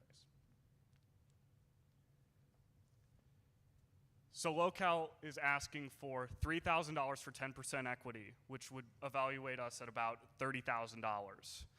The reason we're asking for this is to first get a lawyer, make sure we're FERPA compliant if we aren't already, copyright all of our things, make sure we got our assets covered. We would also like this $3,000 to improve our platform continuing going forward. With all being said, everyone at the local team is grateful for the opportunity to be here in front of you today. This isn't the end, but only the beginning of what we strive to accomplish in the near future. Thank you.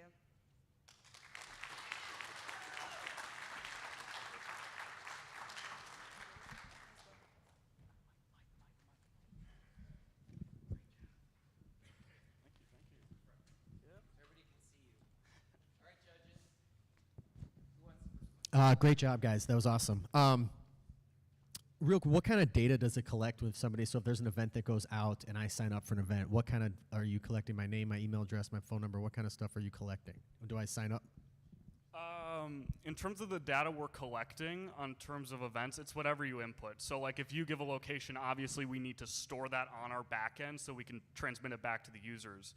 But any user data, like we don't store anybody's names unless they put it as they're displaying it. We don't store anything like that. Lisa, my next question, do you have any reporting? Say that I have an event and I want to know who's all coming and what age they are and what they're into and their grades and stuff like that. So you have to collect some data. Am I able to get that information? So right now we do have a way where we have graphs and charts that show who will be attending for this event, and that's all hosted within the event itself. As for age data, we don't have that yet, obviously, as we're not too heavily integrated into the school yet, but if we can get tech to approve us, we'd like to have like single sign-on with Google, which will have all that info available to us. And then when I sign up for an event, does it just get pushed to my calendar? Because going from inputting it myself, the calendar is like where everything lives, and I live and die by it. So what, does it automatically go to my calendar that I signed up for an event? Currently, it does not go to your calendar. We tried to implement a calendar actually onto the website early on. We had a couple issues with the UI and some web support since we are a website. But I think we would definitely like to implement that where you can just have a button, it'll add it to your Google Calendar or Outlook or whatever you use. I think that could be a really intuitive and really nice feature to have. Thank you. When we do pass the Google one-step sign-on, you are able to add it automatically to your calendar when you're signing on. So that is a feature that Schoology has built in. You just have to accept it, so it'll always go to your calendar. And that goes back to the tech approval. Anything else? Great job, team. That was an awesome presentation and super impressive that you're doing all the coding on the back end and building it yourself. What would be like your big picture vision for this? If 10 years down the line, you know, how could you envision local? with local, we originally wanted to just stay local, make it outside of school events that kids can go socialize. Our biggest issue was social distancing. We started high school like that. We started junior high like that. We wanted to bring back the community. So as we shifted to the high school point of view, where it's just in building, our goal for down the line is to get colleges involved, make it something further. So once you start using it in high school, you don't have to ditch it later on. You already know how it works. You can use it in college. And then organizations like companies that have office buildings, they want to make meetings, like I had mentioned in our elevator pitch about the meetings being set to a different date. We wanted to make sure that you can use that in an office setting. Locale is not just for high schoolers. Locale is for everyone. Thank you. When did you guys start? Sorry, what did you say? When did you start? When did we start? We started back actually in October of last year is when we started development on version 1. Okay, and how many users do you have right now? Currently we have, I think 52 users signed up, and that's normal members and also organizers. That include the premium members? Those are actually active members. So those are active members that use it on a weekly basis, like GROTC at our school building. They use it every week to plan new meetings for the following week. And while we do have DECA involved, which has over 60 members at our school, it is every month usage since the competitions are not as often. So any of them premium, they're paying or not yet? So currently we're doing pilot programs just to get our foot in the door, right? That's why we're going to shift our pricing model towards more the school aspect, because it just makes more sense to do it that way. Great job. It's all right. Clearly, with the two groups from one district, focusing on a need to organize and a need to make people feel connected, so it's not a nameless, faceless number in a large group. You guys are on to something. I would just suggest, as you continue developing this, figure out what is important to the people who want better organization and to be more closely connected, because you're not likely to be able to offer everything.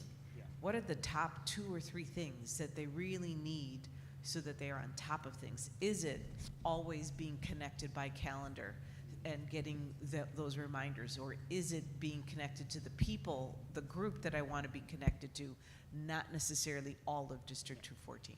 Well, that's why we're working with people like Mr. Marshall. He's over there. He runs DECA with one of the other business teachers. We reach out to him. Hey, what would a club need? Hey, what would a member need from this platform? And most importantly, what does a leader need like Mrs. Randall, right? We want to find kind of that middle point where everybody can agree on these are the set in stone things that everybody kind of needs for this platform. And I think one more thing, just to add real quick, sorry. Based on the last group and this group, I agree. I think it's a problem that needs solving. One thing that came up for me is I think that both are seemingly that the school or an administrator or a teacher or somebody has to put in all this data. And I feel like they're already probably spread fairly thin, and you're trying to gather different events and stuff from all, or extracurricular activities from a bunch of different people. So I think there's a pain point there that if you could figure out how to solve that and make it seamlessly get into these apps, that would be beneficial for everyone. Yeah, so as a student athlete and a member in a ton of clubs at our school, I've noticed that teachers try to use Remind, one of our competitors, but they stopped using it because they don't get feedback. Through local, they do get the feedback knowing who will be there, who's actually reading these messages, whether it'll still continue helping and benefiting them in the further steps that they want to take their club or sport, or should they pivot and let us know what they need change, maybe a vision that they saw. All right, another round of applause. Elk Grove High School. I'll take your mic. Or actually, can you put it up there for me? That'd be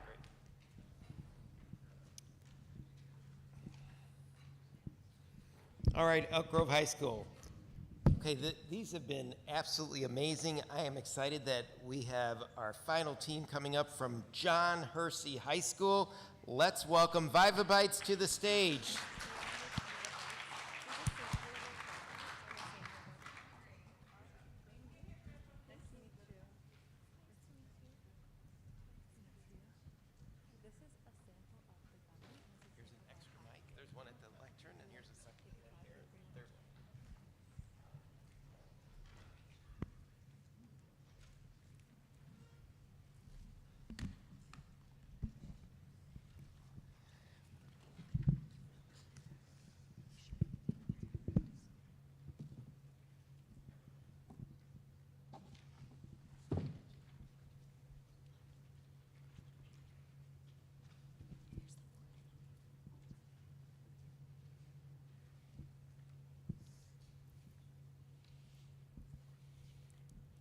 Sorry, it's loading.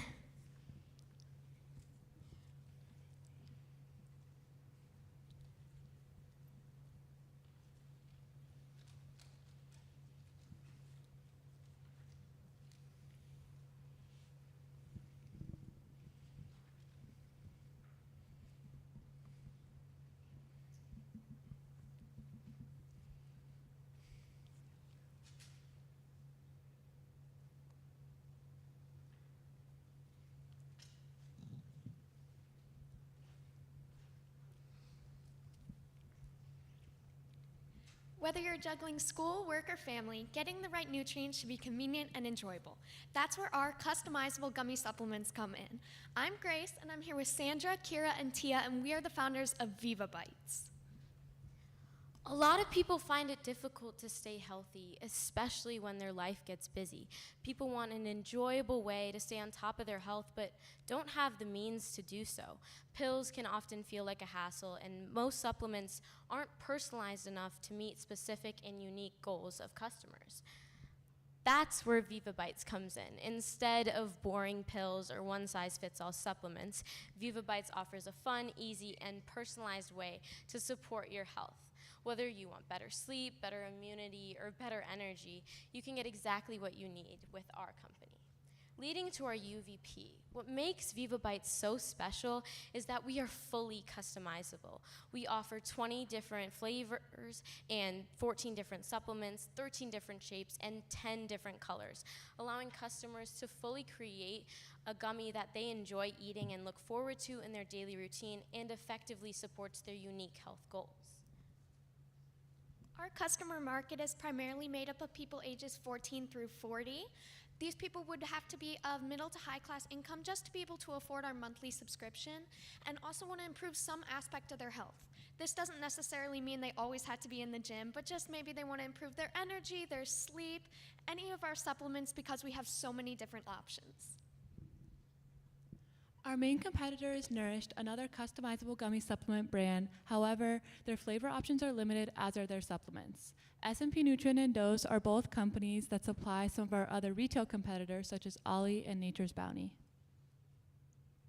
For our customer relationship, we're going to have an online support chat and an FAQ page. We're also going to have a feedback survey. Our feedback survey is for customers who use our website or make a purchase. They can use our survey and fill it out and let us know what they liked or disliked. Moving on to our total addressable market, we found how many people in the United States fit our customer market.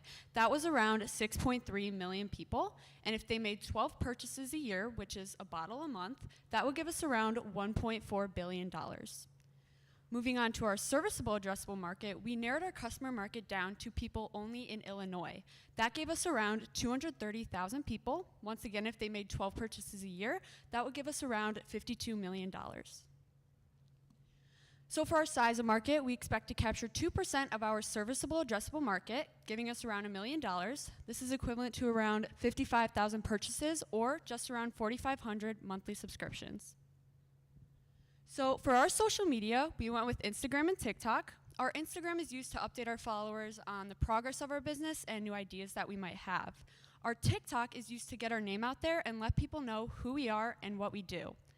Down the road, we expect to partner with popular influencers. One that stood out to us was Steph Grasso. She has around 2.2 million followers on TikTok, and she's a registered dietitian.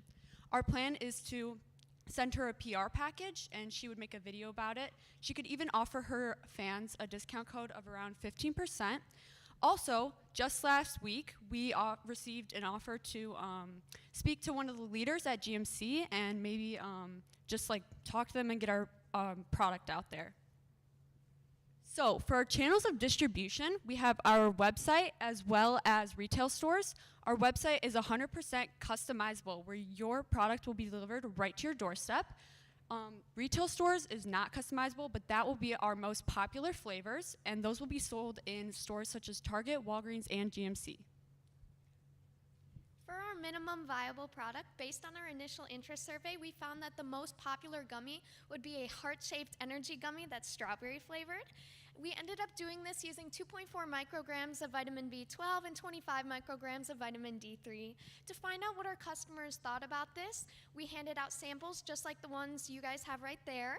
They have QR codes on the back that just lead to basic contact information like email, name, and text message.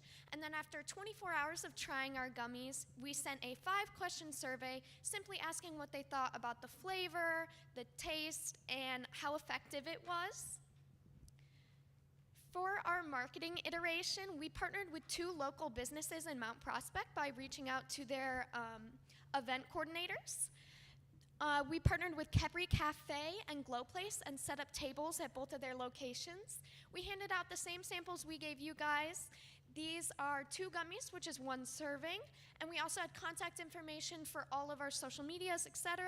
And what we learned from this was we really had to engage the customer and tell them about our business, and because of how successful this was, both Capri Cafe and Glow Place invited us to come back and said as soon as we're FDA approved, they would like to carry our products in their line. For our recipe iteration, this is a bit of a longer process. For our first recipe, we used caffeine powder, vitamin B12, and green tea extract. Because of all these added supplements, a lot of them being artificial with the caffeine, we found it didn't have the best taste. So from that, we, for our second recipe, just used green tea extract and vitamin B12. And for this, we used natural fruit, but the way it set wasn't really a gummy texture, and it wasn't really what we were hoping for.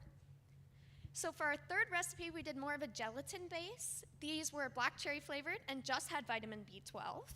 And what we learned, these were the first ones we handed out at Capri Cafe. We got about 50 survey results from these, and the majority of our customers said they didn't have enough flavor and the texture was a little too jello-like.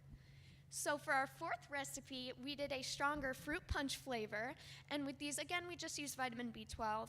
And while the flavor was a lot better, the consistency still was a little too jello-like, and it wasn't as perfect as we wanted it to be. For our fifth recipe, we went back to the strawberry gummies right by the interest survey, and we made these using a gummy mix, and we were able to add both vitamin D3 and vitamin B12 for more positive effects. And what we found was this had great taste, perfect texture, and positive results. This is the gummies you guys have in front of you right now if you would like to try them. And you also have a sample of our packaging. We're not sure about the size of our packaging yet, but this is our real nutrition facts and everything about us. We do fit all FDA guidelines. We just don't have the money out of pocket right now to apply for FDA approval. Based on handing out our final gummies, we found out that only 16.3% of our customers found no difference in energy, meaning the majority of our customers found a significant difference in their energy throughout the day. 98% of our customers rated the taste a 6 out of 10 or above, and 95% of our customers rated the consistency a 3 out of 5 or above. Our startup costs are around $50,000, with the major costs being social media ads, website development, FDA approval, insurance, and startup inventory. Our selling, general, and administrative costs are around $88,000, with again the cost of social media ads and insurance, but also the cost of renting a commercial kitchen. The cost structure at Viva Bites is designed for efficiency and scalability by focusing on 5 key components. The first is the creation of our website. We want to make sure that we have a fully functioning website for our customers to use, to purchase our product off of, and learn more about our company. And the second is the creation of our gummies. We plan on investing in high quality ingredients as well as high efficiency equipment to maintain a high quality brand. And the third is inventory and inventory management. We plan to offer a option that has we'll rent out a place so that we can stock all of our product and then have inventory management to keep track of all of that so we reduce waste. And then the fourth is packaging and shipping. We plan to invest in eco-friendly and appealing packaging as well as a logistics plan to get our product to ship to our customers as quickly as possible. And for marketing, we plan on having marketing strategies like partnering with influencers and pop-up shops in GMC in order to increase our market share. These graphs display our revenue projections for our first 3 years. In our first year, we expect a little over $600,000. Then in our second year, just under $850,000. And finally, in our last year, a little over $1 million. Then for our key metrics, we are going to measure our success not just by the number of products and subscriptions sold, but also the number of customers who come back a second time as they show demonstrated interest in our company. For our revenue streams, it will be demonstrated through two ways: the individual purchases, which can either be sold in retail or regular on our website. And on our website, where it's customizable, it will be $24.99, and in retail, it will be $20.99, and our subscription will be $17.99 per month, including shipping. Or if customers can pay all upfront, $200 for the whole year, and that helps us practice customer retention as well as guaranteed revenue. For our cost of goods sold, we have 60 gummies per bottle, and the dose will be 2 gummies per day for the dose, and then so the bottle will last about 1 month, and the total cost will be around $4, and our unit price will be around $20.99, and our gross margin will be around 80%. Viva Bites is revolutionizing the supplement industry with our product, and if you would like to be a part of this, we ask for $50,000 in exchange for 5% stake in our company. Join us in revolutionizing the future of personalized nutrition.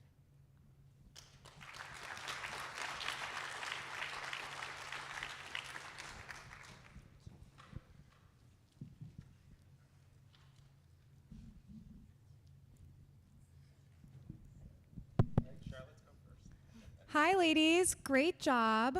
I take my vitamins every morning, and I'm a big gummy vitamin person. How are your vitamins different than the Ollie vitamins or other gummy vitamins out there? Yeah, so what makes us so different is that it's fully customizable. You can customize the shape to be a heart if that's something that will make you look forward to taking your gummies each and every day. It can be something like your favorite color is purple, and having the gummies that you take are purple. And having that combined with the supplements that you need will help set us apart from other competitors like Ollie, because we offer that customizable option. We also aim to have options for your dose. So a lot of pills, you just read on the bottle, it says what percentage you should be taking daily, but I feel like it's very important to do the research on what your body needs supplement-wise. So if you did want an energy gummy, but maybe you didn't need all that vitamin B12, you were already sufficient, then we would have different options for what kind of vitamins you put in, just so it's perfectly suitable for you. So that leads me to my next question on the dosage of the vitamins, especially the ones that you have in store, the ones that I tried. How are you making sure that the doses of vitamins are all the same? Are you dropping it into every single little vitamin? Is it a big container that you're just mixing it all into and hoping that you get 25 micrograms in each one? So what we've been doing right now is we have been making a larger batch. Perfectly, we did the measurements of how much goes in one gummy, and then we made a mass batch. And so by doing the math of like putting the amount of grams in there, and we checked that using scaling and all that, then currently we're doing it batch-wise. But I think in the future, because they're so customized, some would have different amounts of supplements, so they would have to be more like customized machine-wise. Hi, girls. I love it. Super fast. First of all, great job. Super fascinating with this. I take a vitamin D pill every morning, vitamin B12 pill every morning. If I could combine them all into one gummy and enjoy the process, that'd be great. How long does it take if I'm on the website? I guess first question is, how user-friendly is the website? Is it like just click, I want B12, I want vitamin D? Is there some explanation on stuff that maybe I could add to those particular things that would also kind of go along with those, beneficial to me, that I might not know about yet? Yeah, that's a great question. So right now we don't have our website out yet because we haven't purchased that domain. But once we have our website, we have a design plan where customers can either pick a popular option where it's already like customized for them, kind of similar to the ones that we'll be selling in retail stores, but I'll also offer just like a build your own. So going through each individual process of your supplement, your color, your shape, and the flavor that you want, going through that process in like a build your own type of way is how we would put that on our website. Awesome. And then if I go through and I click and I pick out my perfect gummy, how long does it take for me to get that bottle of gummies for me? Yeah, so it takes us around a day to make because it needs to set for quite a bit before it's like regulated to ship them out. So depending on where you are and like from where you're purchasing that product, it should be within a week. And then on the website, do I have a profile where that's just, I can just kind of reorder, or add maybe this one, I need something else, and is my profile saved? Yeah, in so my you'll have a past profile, purchases. you'll have an account where you can see your previous purchases, what subscription you have, or what plan you're on right now. So yeah, you will have an account to keep track of all of those things. Awesome. A question regarding the need for FDA approval, because when it comes to vitamins, dietary supplements, it's surprising that those products don't need FDA approval, yet it's a pretty sizable market and people trustingly take them.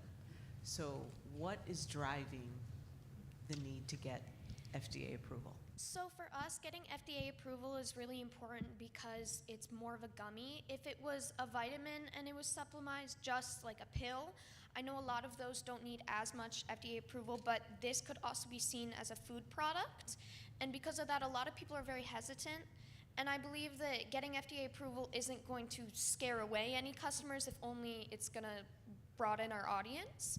So yes, it's expensive, but I think it's also very important to advertise and that more people will be interested that way. Additionally, we want to add that into like our brand and our brand image, that we're a trustable company and we have that FDA approval to get more customers trusting us as a company.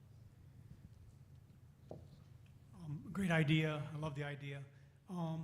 You mentioned the market is 14-year-old to 40? Yes, yeah. Okay, I'm kind of disappointed. I'm a little bit over 40. No, yeah. I take a lot of vitamins and stuff like that. A lot of people do, over 40.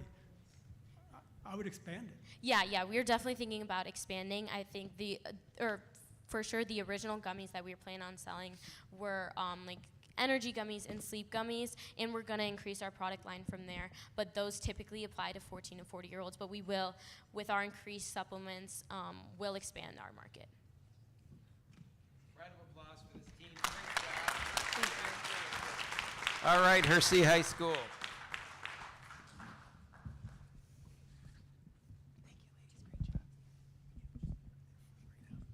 All right, Hersey High School. So at this moment, let's give all of the teams again a round of applause. This concludes the formal presentation. And now we're going to have the momentous exit of the judges as they are about to leave to go confer in the conference rooms. While the judges are conferring, you can join us. We have some refreshments right outside the theater. And as soon as they reach a decision, we'll be coming back in here in about 15 minutes or so in order to announce the big winner. So stay tuned, everyone.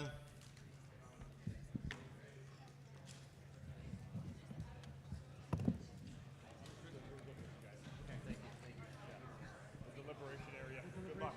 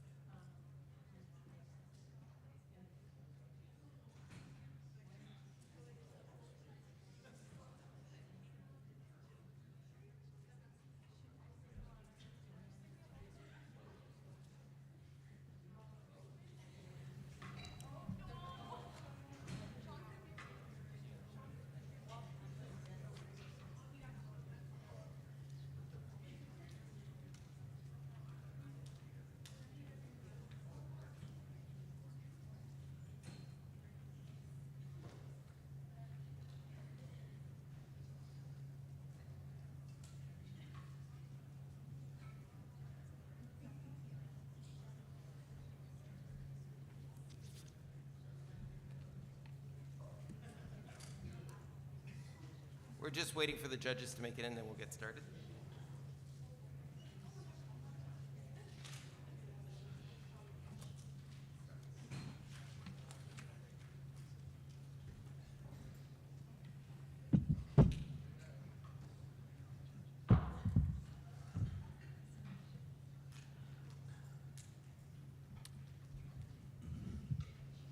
All right, so this is the moment we've been waiting for.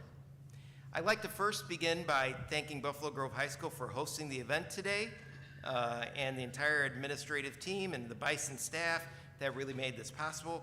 I'd like to thank our career and tech ed division heads for all of their organization and work behind the scenes. I'd like to thank community engagement and outreach, certainly all the teachers working with all of our teams. Really, none of this stuff works unless everybody comes together to make these special events for our students. It really does provide an authentic learning experience for them to grow and discover their future, which is what we're all about.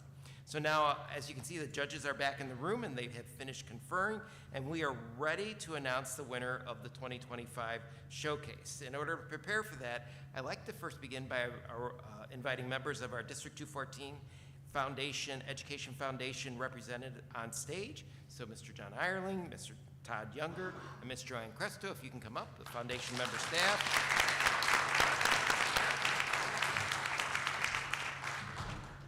And now while they're coming up on stage, I'd like the judges to provide some brief feedback to all the groups. Just provide a few minutes there if you guys would like to. I think all of the student groups, are they all right here on this side? All the student groups are on this side. So if any of the judges would like to sort of grab a mic and stand up, feel free to speak to the student groups or come up here on stage and share some thoughts. Anybody like to begin? Thank you. Thanks, Matt. Sure. Yeah.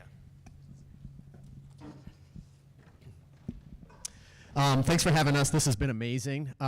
You guys are incredibly impressive sitting through the judges' deliberation room. We just couldn't stop talking about how impressed we are with all that you guys have put into this, all the work that you've done, all the research that you've done.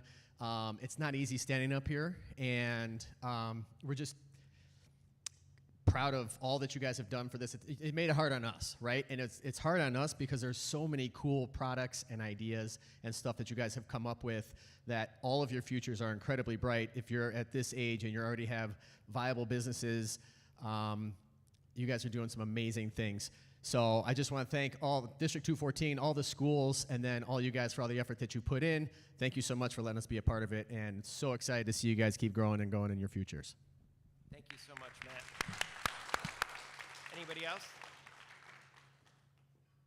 Anyone else want to share anything? No, sure. All right, Margarita. Yes. I do have a thought, but it's for the teachers. Okay.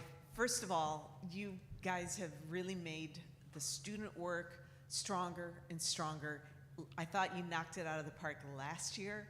It's even stronger this year. Thank you. Thank you for all the energy that's gone into that. And whoever gets selected as the top team of the district, I would highly encourage you to please nominate a team for the national pitch competition, because it's actually not work for you, it's work for you guys if you wish to be considered for our seed funding of prize of $20,000. It would require you to record a video of your pitch. You could just do it in front of your iPad, laptop, what have you. It's not necessarily the production quality of it versus the content of what you're delivering and how you're delivering it. But they'll need your approval to submit for our national pitch competition. And also for the teachers, there is the Grit Grant Award through the McKenzie Foundation. Nominate that student who you've seen in your program not quit, and really encourage everyone else to step up. Mr. McKenzie and his family award that student $2,500 with no strings attached. They don't need to submit a resume, they don't need to submit an essay, nothing. It's frankly a paragraph from you all. So thank you for your work and for your consideration.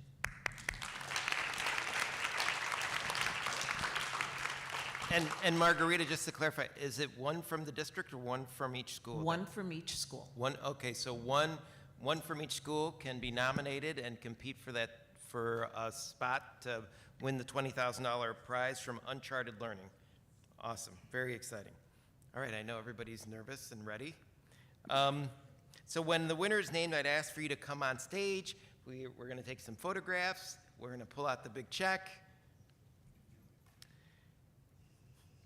So, so this year's winner of the 2025 Startup Showcase event, remember I said everybody was a winner? Is Shimmer Shield from Prospect High School. Come on. I feel like we need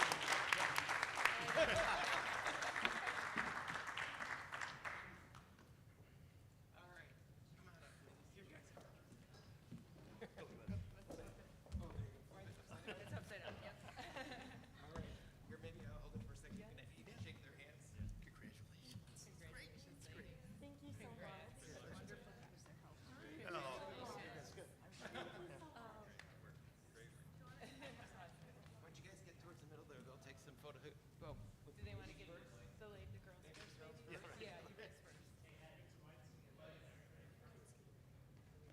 And is this your teacher? Who worked with you? Oh, it's mentor. Oh. We need to introduce you.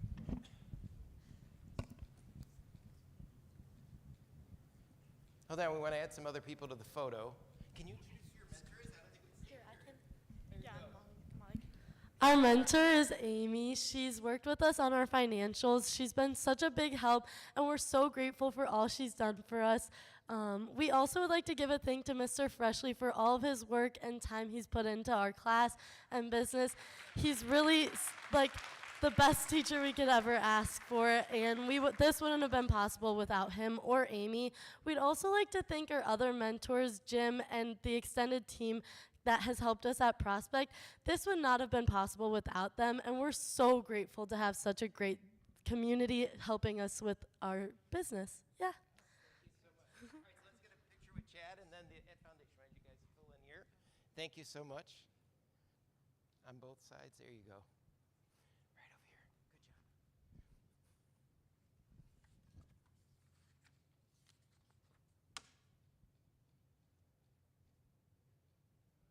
All right, thank you. Congratulations. Thank you all for coming. Another great year. Have a great rest of your day. Thank you so much. What? Oh, you know, can we get a photograph with the judges if you guys want to come up? Hold on, team. Is this our stand-in trophy? It's our stand-in trophy because somebody